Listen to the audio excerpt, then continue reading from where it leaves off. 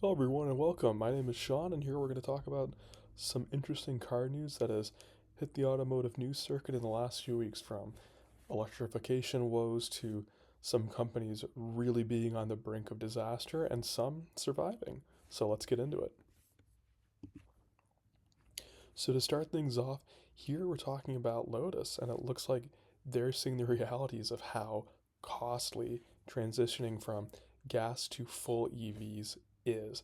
And right now, it looks like that transition is going to be delayed because the reality is it's extremely costly to go to a full EV model. And as they made announcements and had plans to be a fully electric company with Lotus sports cars, it looks like that won't be the case. And now it looks like there could be a hybrid Lotus Emira in the near future, which could be a nice option for customers, especially because Lotus, they're known for their lightweight, spirited, engaging vehicles to drive. And right now, many EVs, they're not lightweight, they're very heavy, they're not the most engaging or spirited to drive. And a hybrid might be the best thing to happen to Lotus right now. And, maybe a hybrid Emira, it could satisfy meeting many of the tough emissions needs that are coming up across the world, but also still have that, engaging factor and allow people to still hear, the sweet notes of a, internal combustion engine. So it'll be interesting to see what happens there, and hopefully, we can still have pure ice engines around, and hopefully the Emira will stick around, and we'll get to see what happens with Lotus.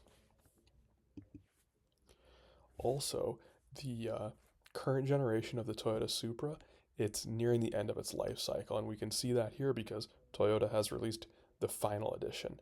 And with this iteration, it gets a modest power bump where it is going to have 429 horsepower, 420 pounds-feet of torque, which is up slightly from the 382 horsepower and 369 pound-feet of torque. So it's nice to see that, and it also looks to be very, track focused because you're going to have, uh, larger 19-inch Brembo front brakes, adjustable suspension from KW, and a titanium exhaust from Akrapovic. So it's interesting to see, and I'm also happy that it will be a manual transmission equipped only vehicle.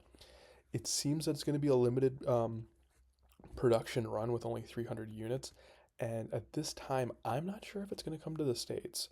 I believe it is not in that product planning right now for it to come to the United States, but we'll see.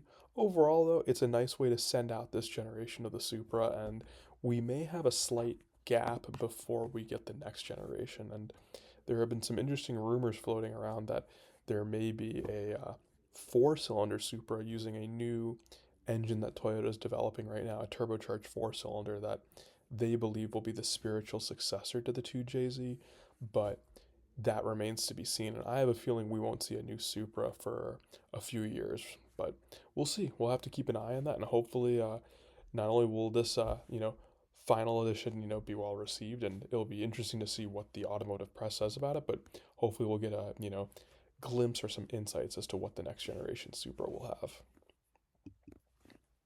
So this is also pretty interesting too. So it looks like there have been some rumors that Ferrari might revive the F40.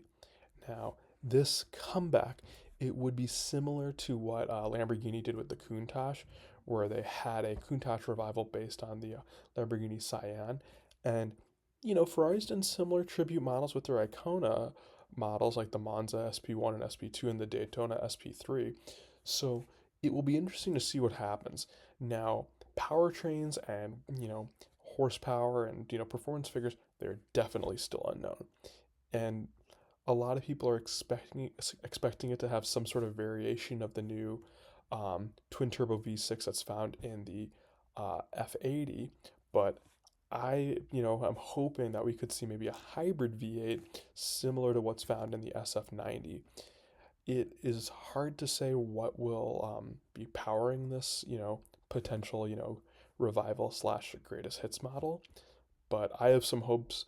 Hopefully, they'll go more towards the V8 because I know a lot of people have complained that the twin turbo V6, one, doesn't sound that great, and two, if you really want to, make this thing, evoke the sweet memories of the F40, I think you have to go for at least a V8 of some sort, but we'll see. Next up, and I know we've talked about this before, but Nissan appears to be in dire straits. And now there have been some reports that have been saying that it may be worse than what we previously thought. According to the Financial Times, they interviewed two unnamed Nissan executives, and they are claiming that the company has 12 to 14 months to survive. And they're saying that things are going to be tough and they may need, to reevaluate their strategies for generating cash in the United States and Japan, two key markets for them. Now, the company is reportedly looking for long term investors like a bank or insurance company or any type of group that's willing to not only invest in them but replace some of the equity that Renault previously had. So they gotta figure something out, and you know they've even, I guess, been open to having long term rivals take big stakes in them. But I don't know if other companies like, say, Honda would want to, deal with the struggles that Nissan has. My belief, they will likely end up in some form of bankruptcy, and I wouldn't be surprised if the Japanese government tries to, help keep them afloat in, reorganizing them in some manner or form. My question is, will they be bought out by another company? And if, let's just say, a year from now they are in, really bad shape and the Japanese government has to bail them out, similar to what the American government did with General Motors and Chrysler in, the automotive bailout in 2008. Will Japan do the same thing? And also, if a rival company from a nation that, like China, for example, has interest in buying Nissan, will the Japanese government allow that, or will they block that? Because here in the U.S., obviously, when Chrysler was being reorganized, um, you know, European competitors obviously took the opportunity to buy Chrysler, and that is what has formed the modern day Stellantis group. Would would that happen in Nissan, or would another company from, say, China like BYD or Geely potentially buy Nissan, and will that cause issues? Because obviously many current automakers view the Chinese makers with hostility for a variety of reasons, and I'm curious too if even uh, Japan would allow such a thing, because they have they view China especially in a hostile lens. So it'll be interesting. I hope Nissan gets it together because they do have a great history, but currently their model lineup is just not great. Let's just be real there. So hopefully in the next 12 to 14 months they can figure it out. But I have a feeling we're going to see a lot more pain coming from Nissan before we see good things. Speaking of pain, Jaguar has you know created a interesting concept, and they also introduced a very odd marketing campaign with their new commercial that has brought the wrath of the internet on them. So recently, Jaguar had this extraordinarily strange commercial, and it didn't look like a commercial from a car company. Let's just put it that way. And it looked very artsy, to say the least. Now, during the Miami Art Week, which I guess is a thing, Jaguar unveiled a concept model, uh, in pink and blue, and this is part of their, full EV rebrand efforts. And this concept is definitely an indicator of where their design language will go. But a lot of people were just making fun of not only this concept, but also the branding direction. So I have a feeling Jaguar might end up like Nissan if they don't sort their image and direction out soon, because once again they're also a very historic company.